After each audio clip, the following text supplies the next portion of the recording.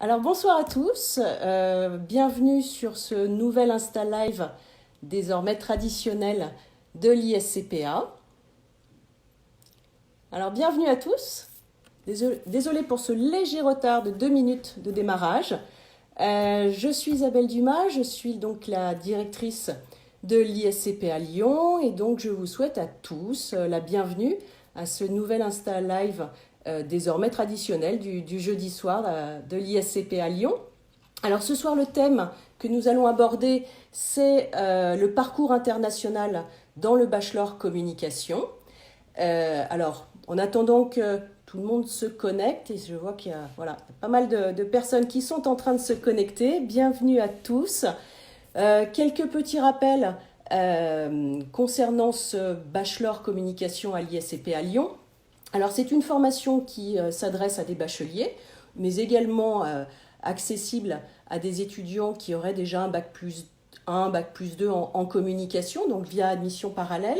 Donc cette formation de 3 ans, elle est bien sûr certifiée par l'État et elle est professionnalisante. Alors c'est souvent un mot peut-être que vous entendez, mais qu'est-ce que ça veut dire professionnalisante finalement? C'est une formation dans laquelle vous n'allez pas rester inactif, en tous les cas, à écouter un professeur vous délivrer son savoir en termes de théorie de la communication. Non, ça va être une formation où vous allez être véritablement acteur de votre apprentissage. Donc, dès la première année, et ce, bien évidemment, jusqu'à la 3e année, eh bien, vous allez acquérir petit à petit des compétences en création graphique, en création de sites web, en création audiovisuelle, c'est aujourd'hui essentiel, notamment pour les réseaux sociaux, le web, en création rédactionnelle, en création événementielle, et tout ça dans un objectif de pouvoir faire des recommandations en termes de plan d'action, de stratégie, à des entreprises, et quel que soit finalement le secteur d'activité, la typologie de l'entreprise. Donc l'objectif, c'est dès la première année beaucoup d'opérationnalité, beaucoup de projets que vous allez mener en groupe. Et ça est facilité parce que nous avons des petits effectifs à l'ISCPA pour justement pouvoir vous accompagner au mieux pendant vos années de formation, et vous allez être encadré par des intervenants professionnels. Et j'en vois quelques-uns qui sont en train de se connecter. Bonjour Marianne. Qui vont vous accompagner du coup dans votre apprentissage de votre futur métier. Et puis tout ça va être accompagné bien sûr par des périodes longues en entreprise pour pouvoir appliquer tout ce que vous avez pu apprendre à l'ISCPA, mais également continuer à apprendre et à développer vos compétences. Alors, ce soir, on va parler bien sûr de ce qui nous intéresse, de la thématique de l'international à l'ISCPA. Et avant, je ne vais pas parler moi trop, et je vais surtout laisser la parole à nos étudiants qui vont vous faire part de leur expérience. Mais ce qu'il faut savoir concernant ce parcours international à l'ISCPA, c'est que vous allez pouvoir, selon vos envies, avoir une expérience à l'étranger, de courte, de moyenne ou de longue durée, dès la première année, enfin que ce soit en première année, en deuxième année ou en troisième année. Donc c'est vraiment vous qui allez faire votre parcours. Mais on en parlera en conclusion très certainement de ce live. Mais aujourd'hui, c'est dans le monde dans lequel on vit, apprendre à travailler avec des personnes de cultures différentes, maîtriser une ou plusieurs langues, c'est important. Je vois plein de coucous, donc coucou à tout le monde. Bonjour Alexandre, bonjour Salomé. Maîtriser une langue, savoir travailler avec des personnes de cultures différentes, vivre des expériences différentes, montrer qu'on ose sortir de sa zone de confort, qu'on ose parfois quitter un peu le cocon familial, c'est quelque chose qui est important dans votre CV, qui peut effectivement vous aider dans votre employabilité. Alors, j'invite Caroline Richard, qui est étudiante en bachelor communication 2e année à nous rejoindre. Donc Caroline, j'espère que vous êtes, voilà, que vous êtes connectée. J'attends votre, voilà, que vous puissiez donc vous, vous connecter en cliquant sur la demande de parole. J'espère que, alors pour l'instant, je ne vous ai pas encore. Si, ça doit être là. Et Caroline qui a fait la demande. Et donc Caroline, vous allez bientôt arriver. Alors, je ne vous vois pas encore. Voilà, connexion. Bonjour Caroline. Bonjour. Alors, eh ben, je vous entends parfaitement bien. Ouais, bon, vous m'entendez bien? Ouais. Donc, Super. au bord de la mer, au bord de l'océan, C'est ça. puisque Caroline donc, est étudiante en bachelor communication deuxième année, actuellement en stage.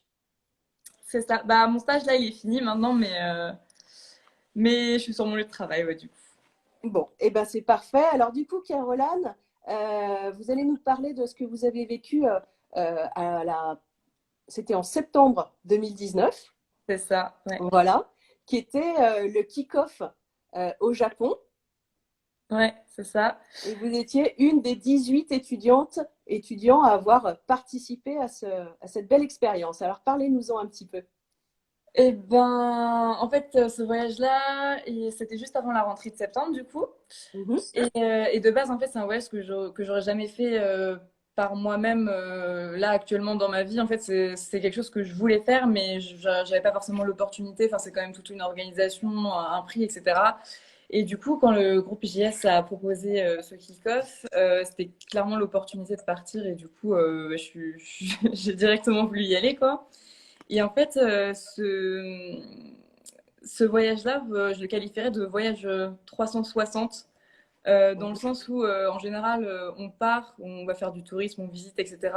Sauf que là, il y avait vraiment quelque chose en plus, dans le sens où il y avait la visite, hein, on a fait des excursions, le mont Takao, etc. Vous êtes allé à la plage aussi. Ouais, c'était Kamakura, là, Mhm. c'était trop cool. Mais là, il y avait vraiment une valeur ajoutée, si je puis dire, puisqu'on était déjà avec des experts, si je peux dire ça comme ça. On était accompagnés par des personnes qui connaissaient parfaitement le pays, qui avaient des relations là-bas. Et donc, du coup, ça nous a permis. Il y avait une japonaise qui était avec nous pendant tout le voyage, qui nous faisait la traduction avec les professionnels. Grâce à eux, on savait aussi à peu près comment agir dans la vie parce que le Japon, c'est une culture complètement différente de la nôtre, une façon d'agir complètement Ouais. différente. Tokyo est une Et grande ville. ouais, c'est ça. Et donc, du coup, ça, c'était la première valeur ajoutée. Et en plus de ça, on Mhm. avait aussi des cours, ben, du coup, pas des cours à temps plein comme on peut avoir en temps normal, mais c'était des cours justement avec un professeur il est français, mais qui habitait au Japon. Donc là, encore une fois, on avait toute son expertise, etc. Et ça nous permettait aussi d'avoir une vision de la communication à l'étranger. Et au Japon, c'est complètement différent de nous en France. Et donc, c'était super intéressant. Et pendant justement ces cours-là, on a pu en apprendre énormément sur la culture japonaise. C'était Mhm. hyper intéressant. Et je dirais que le dernier point, c'est le point bah, professionnel. Du coup, toujours en rapport avec la communication, c'est que on a eu bah, toujours grâce à nos accompagnateurs, on a pu faire plein de visites sur des plateaux télé, des journaux comme on a été visiter les locaux de El Japon, KTH, des choses comme ça. Et du coup, ça rendait la chose encore plus intéressante. Le voyage en lui-même est juste génial à faire, mais du coup, là, il y avait vraiment un plus. Et surtout au niveau communication, du coup, avec cette formation-là, ça nous permettait de vraiment élargir encore plus notre champ de vision, quoi. Et globalement, c'est ça pour la faire courte. Donc, plein de beaux souvenirs en tous les cas dans la tête. Ouais, c'était juste énorme. Bon, Et c'est même les accompagnateurs, je sais qu'on a eu des petits travaux à faire au niveau vidéo, enfin toujours en rapport avec la communication. Et les accompagnateurs, ils sont super à l'écoute. Enfin, c'est hyper. Enfin, faut quand même être rigoureux parce qu'il y a un cadre professionnel, mais en soi, l'équipe enfin, était hyper fun, hyper cool et tout.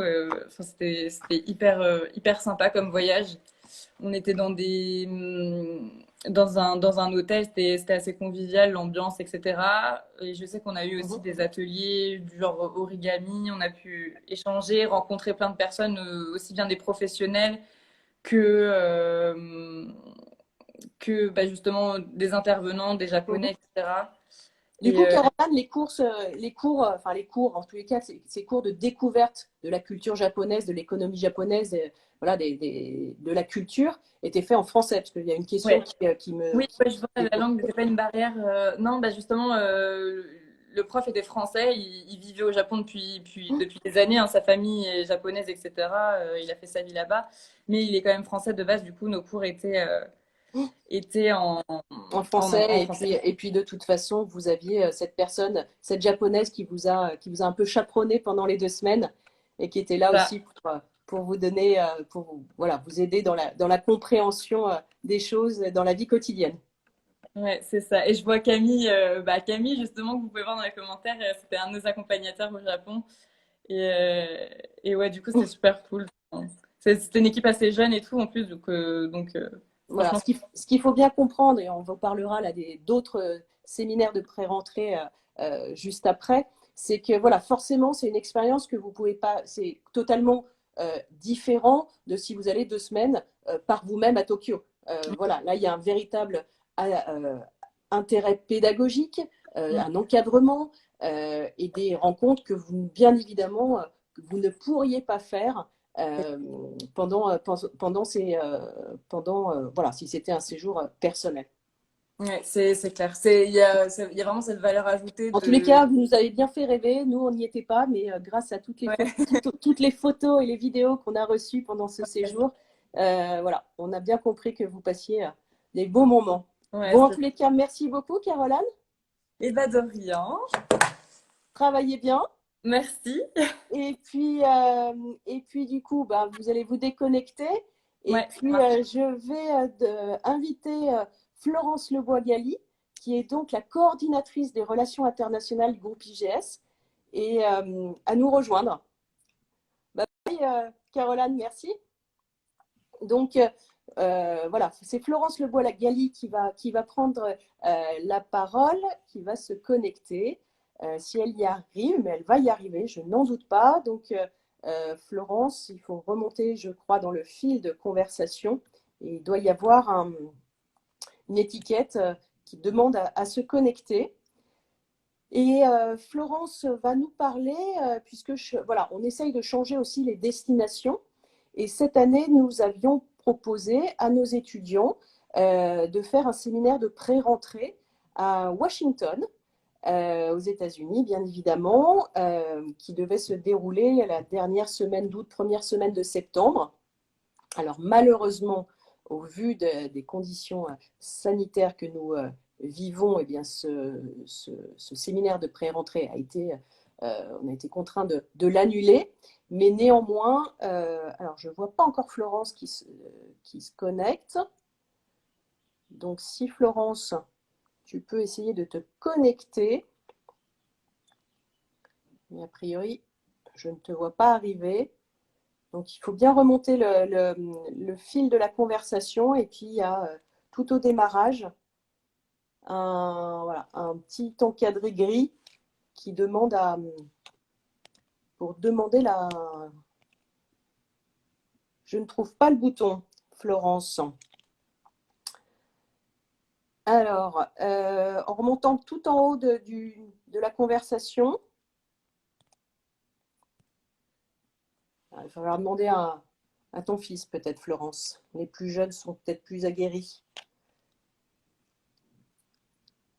Bon, en attendant que tu trouves le bouton et que voilà, que tu nous rejoignes dans ce live.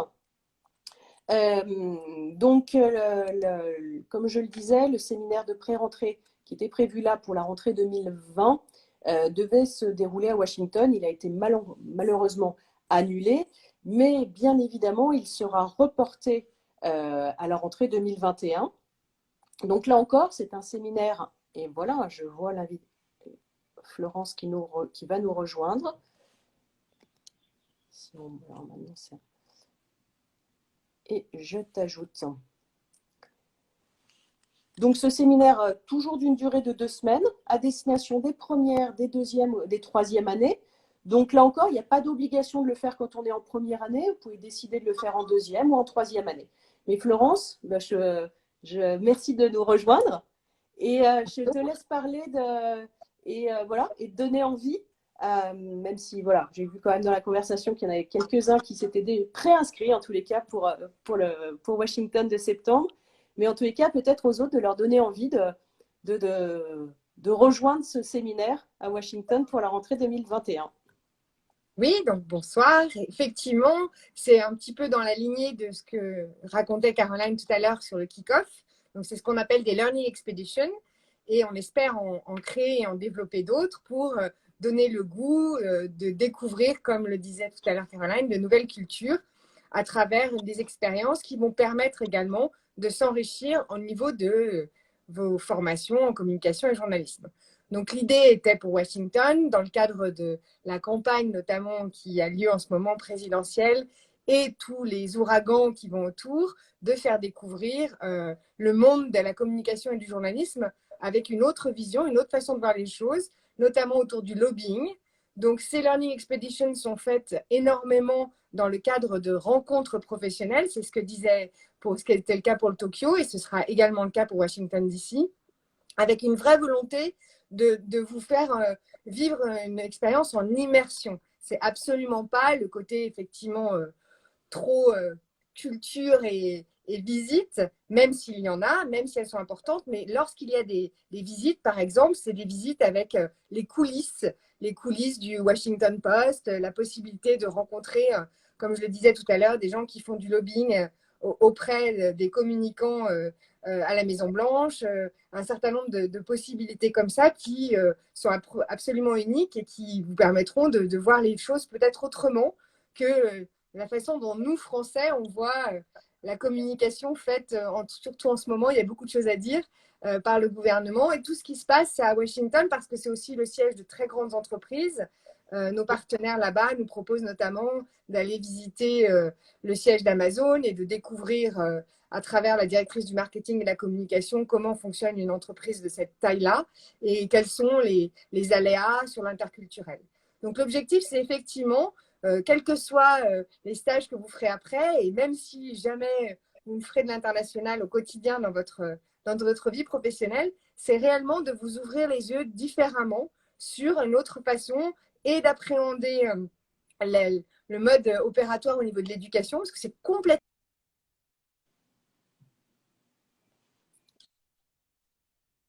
de faire des découvertes et des rencontres assez exceptionnelles, de vous faire vivre ensemble un certain nombre de projets, vraiment dans la même lignée que le kick-off, ce qu'on appelle les Learning Expeditions. Notre objectif, c'est de vous donner pendant 15 jours une autre façon de voir les choses et de vous enrichir sur l'international. Bon, bah, merci Florence. Tu réinterviendras après sur les semestres d'études. Avec Et comme on va le faire, on l'organise là par durée. Donc, on a vu les séminaires pré-rentrée de 2 semaines. On va monter un petit peu en durée et on va parler des séminaires. Donc, je te laisse te déconnecter. Tu auras à te reconnecter dans quelques minutes. Donc là, on va parler d'autre chose, une autre expérience. Alors, il y a une question, comment ces séminaires sont-ils financés?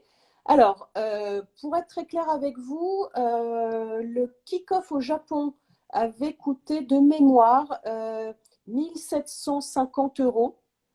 Voilà, pour les 2 semaines, toutes les visites et tout ça. Là, et Florence, je vois que tu es encore connectée, mais je crois que tu peux pas me confirmer que c'était 1350 euros hors billet d'avion. Mais il y avait voilà, c'est en partenariat avec l'université, la Business School de Washington, si je ne me trompe pas. Donc, vous êtes logé dans des super logements, en tous les cas sur le campus de cette Business School.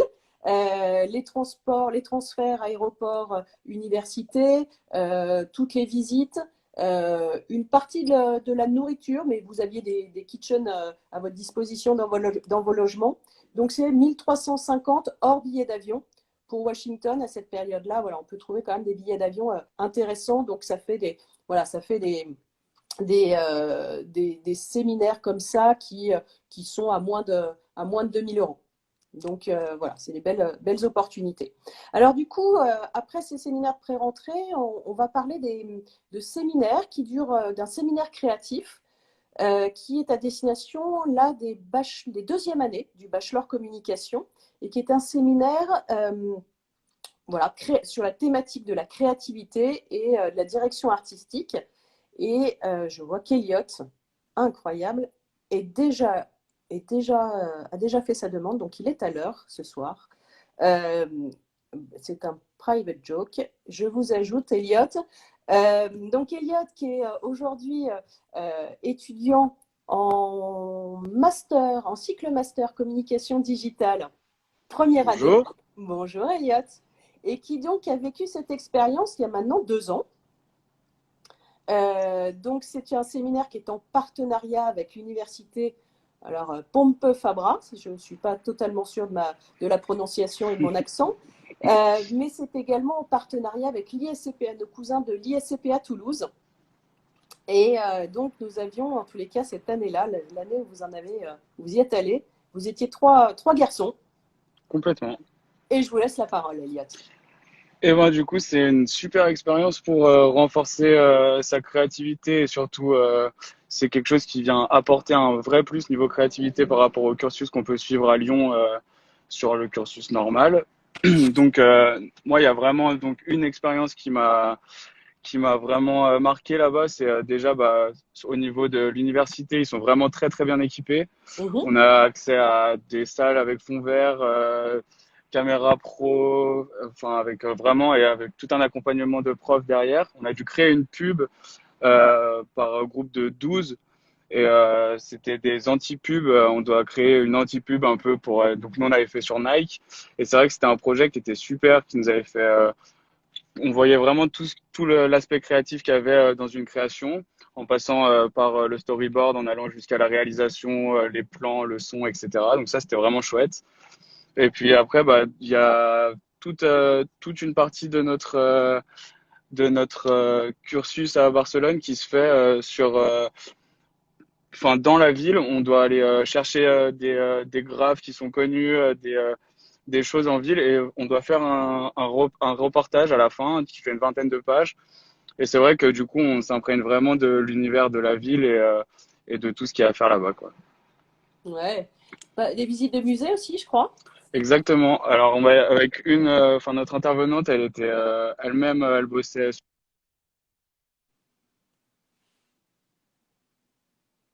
Il y a une petite coupure. Alors, je ne sais pas si c'est que pour moi ou si c'est pour tout le monde. Donc la connexion, en tous les cas, bon, donc oui, ils étaient encadrés par des intervenants également, et notamment une historienne d'art qui leur a fait visiter plein de musées, mais voilà, en commentant et surtout en faisant le lien avec différentes publicités. Donc, ouais, il a eu un souci de connexion. Donc, pour ceux qui s'interrogeraient, les cours étaient en français, en anglais et en espagnol. Ce sont des intervenants voilà, qui sont trilingues et qui, du coup, s'adaptent au niveau des uns et des autres. Donc, la langue, il faut quand même voilà, parler l'espagnol et pas le catalan, hein, l'espagnol. Mais du coup, voilà, la langue n'est pas une barrière totale pour pouvoir participer à ce séminaire à Barcelone. Bon, apparemment, il ne va pas se reconnecter, mais au-delà voilà, de cette dimension très artistique, très créative, et une nouvelle façon d'apprendre, de travailler, eh bien, je crois qu'ils ont aussi beaucoup de souvenirs voilà, ils ont bien profité de la ville. On va dire ça comme ça. Et donc voilà, donc là, on a vu les séminaires de pré-rentrée, les séminaires thématiques, notamment créatifs. Et puis, bien sûr, il va y avoir la possibilité de partir un semestre complet dans une université partenaire. Ça, dès la 2e année. Et puis, bien sûr, également en 3e année. Donc, je réinvite Florence Le Boisgali à nous rejoindre pour nous dresser. Oui, la vie est belle à Barcelone. ça c'est sûr.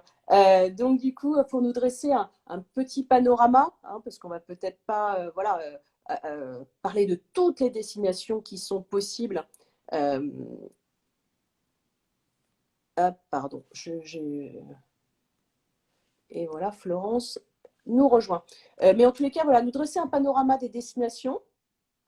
Nous parler aussi des bourses Erasmus, puisque l'ISCPA a une charte Erasmus, donc on peut faire bénéficier les étudiants qui partent sur des destinations de bourses, et également des bourses de la région Auvergne-Rhône-Alpes.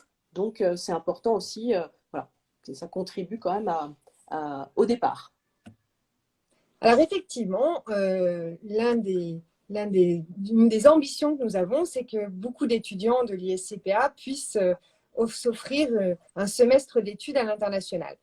Pourquoi un semestre? Parce qu'il y a énormément de bénéfices, encore plus qu'une période plus courte, évidemment, non seulement au niveau linguistique, on en a un petit peu parlé avant, et c'est vrai qu'aujourd'hui, on a plein de destinations qui vous permettront essentiellement de faire des programmes en anglais, pas uniquement dans des pays anglophones, puisque la plupart de nos universités partenaires qui se trouvent dans des pays comme la Finlande, la Russie, pour en citer quelques-uns, offrent des possibilités de cours en anglais. Donc c'est une immersion culturelle, c'est une immersion linguistique, c'est une découverte d'une autre manière de penser aussi, encore une fois, dans les cours notamment. Et vous avez des destinations qui sont aussi larges, je dirais, que les États-Unis. Et on verra un exemple tout à l'heure, puisqu'on a une de nos jeunes étudiantes qui vient de vivre cette expérience-là, qui en parlera, mais également des pays beaucoup plus traditionnels, comme l'Irlande, où vous avez des bourses Erasmus. Nous avons aujourd'hui de grands nombres d'universités en Europe avec des possibilités de bourses Erasmus. Donc ça, c'est vraiment intéressant financièrement. Encore une fois, mais ça peut être en Espagne, ça peut être en Belgique, ça peut être en Irlande. Donc, toutes ces destinations vont vous offrir des possibilités sans avoir à ajouter de frais de scolarité complémentaires à ce que vous allez débourser au niveau de vos frais de scolarité ISCPA et en bénéficiant d'un soutien financier.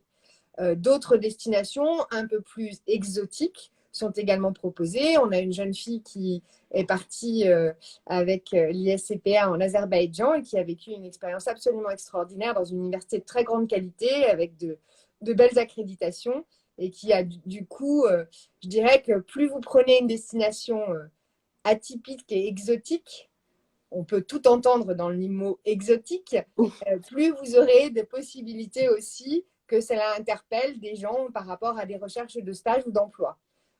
Aujourd'hui, très sincèrement, l'expérience internationale est une vraie valeur ajoutée sur un CV, une vraie valeur ajoutée pour rechercher un stage et pour faire la différence, pas uniquement au niveau linguistique, encore une fois, mais aussi au niveau capacité à s'adapter, capacité à travailler dans un environnement interculturel, capacité à s'ouvrir et à accepter des défis différents, un mode de pensée différent. Et ça change tout, surtout dans ces domaines-là. Alors oui, la Chine fait partie des destinations possibles. En ce moment, moyen, comme beaucoup de destinations. Mais oui, il y a des possibilités. Après, nous, on s'efforce de vous offrir des options qui correspondent aussi à vos projets professionnels. On essaye vraiment de faire des parcours très, très personnalisés. C'est une chance au sein du groupe IGS, puisque chaque étudiant, on va essayer de travailler avec elle ou avec lui pour comprendre pourquoi telle destination, quels sont les programmes qui peuvent correspondre et qui ont un sens. Pour vous donner une idée, la jeune fille qui est partie en Azerbaïdjan, elle avait une vraie passion pour tout ce qui était diplomatie, relations internationales et elle voulait combiner la communication avec cela. Et c'était une université qui était très renommée là-dedans. Donc, elle a réussi à combiner et à jongler sur des cours un petit peu différents. Donc, grande souplesse et flexibilité de la part de la pédagogie à l'ISCPA pour vous aider à trouver la destination qui vous correspond le mieux. Et ce n'est pas forcément toujours les destinations clichés qui sont les plus belles expériences que l'on vit. Et même dans les destinations clichés, il y a des endroits surprenants. Florence, parle-nous du coup de ce partenariat avec Hastings College, puisque là, on est sur un principe d'échange et donc il n'y a pas de frais additionnels, ce qui est chose quand même assez, voilà, qui est une opportunité juste incroyable. quand on sait voilà, le prix des frais de scolarité aux États-Unis. Voilà, donc Hastings College, évidemment, quand je dis que c'est des destinations relativement recherchées, c'est qu'on sait que les États-Unis font toujours et encore partie des destinations que les étudiants rêvent de vivre dans leur parcours. Mais on a choisi des partenariats avec des plus petites universités et pas sur New York et San Francisco parce que c'est très très cher en dehors des frais de scolarité. Les frais de vie sont excessivement chers sur ces destinations-là. Et donc, on a cherché à faire des partenariats avec des universités dans lesquelles vous allez bénéficier d'une véritable immersion. Et on aura un témoignage tout à l'heure là-dessus. Et effectivement, Hastings College, nous fonctionnons en échange. Donc, les étudiants qui partent ne payent aucun frais complémentaire en dehors de leurs frais de vie. Comme c'est une petite ville du Nebraska, parce que je sais que tout le monde savait où était Hastings College, mais je précise, c'est une petite ville du Nebraska, donc la vie n'est pas très chère. C'est un campus absolument magnifique. Et là, pour le coup, on vit réellement dans une immersion avec une vie de campus, avec tout ce que ça implique. Et une belle aussi à progresser en anglais, pour le coup. Ouais. Juste aussi, parce que là, on a parlé des États-Unis, mais je sais qu'il y a une destination qui fait beaucoup rêver, c'est le Canada. Et sachez que voilà, on a 3 partenariats développés notamment par Patrick Girard, directeur pédagogique de l'ISCPA, avec le Collège Grasset à Montréal, avec l'UQAM, et puis également à Montréal, et puis avec Moncton, qui là n'est pas à Montréal, qui est dans le Nouveau-Brunswick. Et là aussi, on est sur un principe d'échange, donc il n'y a pas de frais additionnels. Et en plus, ça nous donne la chance chaque année d'accueillir des étudiants et étudiantes canadiennes, donc, et que vous pourrez du coup voilà, croiser dans vos cours à l'ISCPA éventuellement l'année prochaine. J'invite du coup Charline Vezin, donc, qui est en bachelor communication 3e année et qui, donc là en janvier, est partie à Hastings College et qui va nous en parler. Alors, Charline, est-ce que vous arrivez à vous connecter? Pour l'instant, je ne vous vois pas encore. Le Nebraska, Florence? Mais oui, tu n'es plus connectée. Donc, Charline. Et ben voilà, Charline arrive. Je vous ajoute à ce live, Charline. Et donc, que vous nous parliez un petit peu de cette expérience qui a été du coup un peu, qui était forcément, j'imagine, enrichissante et puis qui a été vécue un peu bizarre parce qu'il y a eu ce fichu Covid en plein milieu. Donc, merci en tous les cas, Charline, d'être avec nous ce soir. De rien. Alors, comment ça s'est passé alors? C'était vraiment génial. Les États-Unis, c'est vraiment tellement différent de la France que c'est vraiment une expérience à vivre. Il y avait plein de différences, rien qu'en soi dans les cours. Par exemple, juste des cours de 20 personnes maximum. Donc, il y a vraiment une solidarité entre les étudiants, un encadrement très prononcé des professeurs qui sont très disponibles par mail ou même en discussion privée. Sur Hangout notamment. Il y a beaucoup de projets qui stimulent nos compétences et qui sont très intéressants. J'ai ressenti qu'il y avait vraiment en fait, un intérêt dans ces projets et qu'ils n'étaient pas créés juste parce qu'il faut en avoir. Ces projets, ils étaient majoritairement en groupe et très récurrents. Et pour ce qui est des cours, on est aussi plongé dans la classe, donc avec des Américains en anglais. Les cours sont dispensés en anglais, bien évidemment. Donc ça nous fait sortir de notre zone de confort, mais c'est à la fois vraiment cool. La pédagogie, elle est vraiment aussi différente. Il faut savoir que les profs, en fait, ils ont des heures de présence sur le campus. Donc ça reste très facile, en fait, d'avoir des conseils ou même du feedback auprès d'eux. Au début, un cours au début que j'avais par exemple, notre prof de communication interpersonnelle elle nous donnait l'opportunité de refaire des tests pour augmenter notre note. Donc il y a vraiment cet esprit d'accompagnement de l'étudiant. pour la réussite. En fait, j'ai vraiment ressenti que la réussite des étudiants était très importante là-bas. Pareil, sur le campus, c'est tellement différent. C'est très, très sociable. Il y avait beaucoup de zones de travail communes, de vie commune, avec, par exemple, le coffee shop, le magasin des vêtements de Hastings College. Beaucoup de choses sont organisées et ouvertes à tous les étudiants. Donc, même nous, en tant qu'étudiantes internationales, on avait l'opportunité de participer et d'être incluse, en fait, dans les événements. Il y avait par exemple des watch parties qui étaient organisées de séries, d'épisodes de séries ou d'émissions. Donc il y a vraiment cette sociabilité qui est très présente.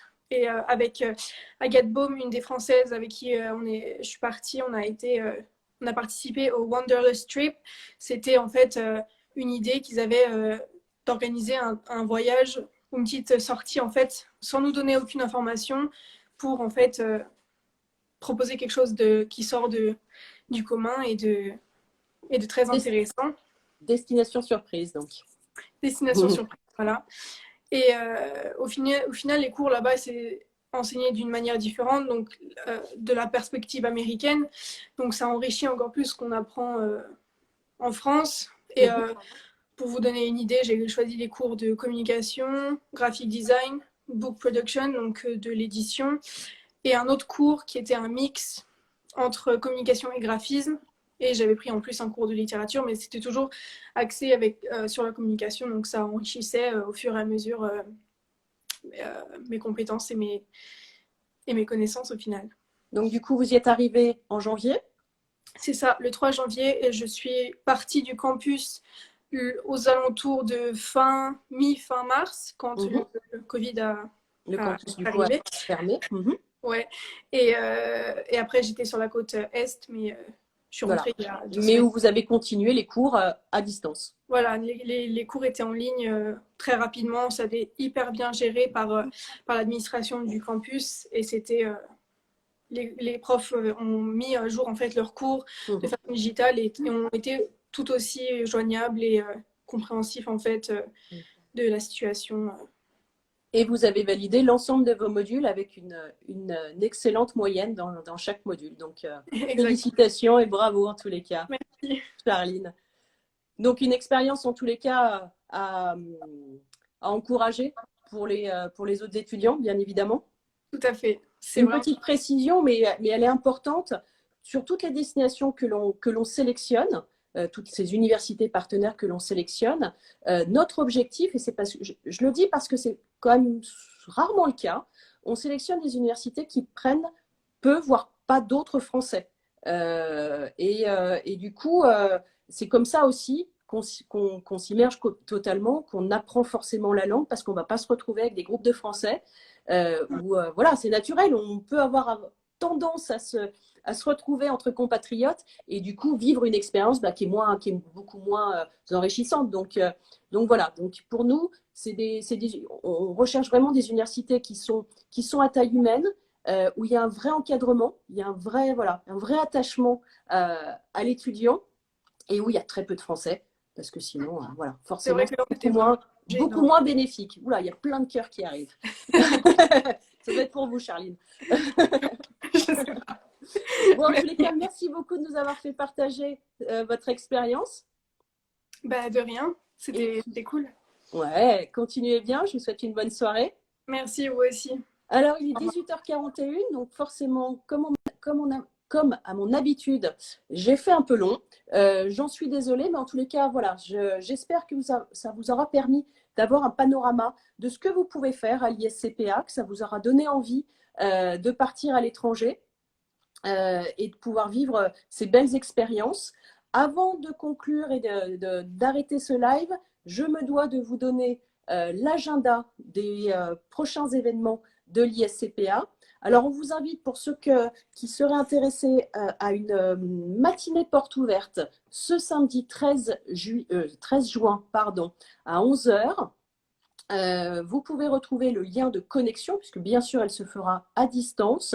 Alors, vous retrouvez le lien de connexion sur notre site internet iscpa-école au pluriel.com dans les actualités et vous verrez du coup l'invitation et le lien pour vous connecter à cette JPO du samedi 13 juin et notre prochain live du jeudi soir se déroulera donc jeudi prochain 18 juin à 18 h sur le thème « Que sont devenus nos diplômés journalistes ?»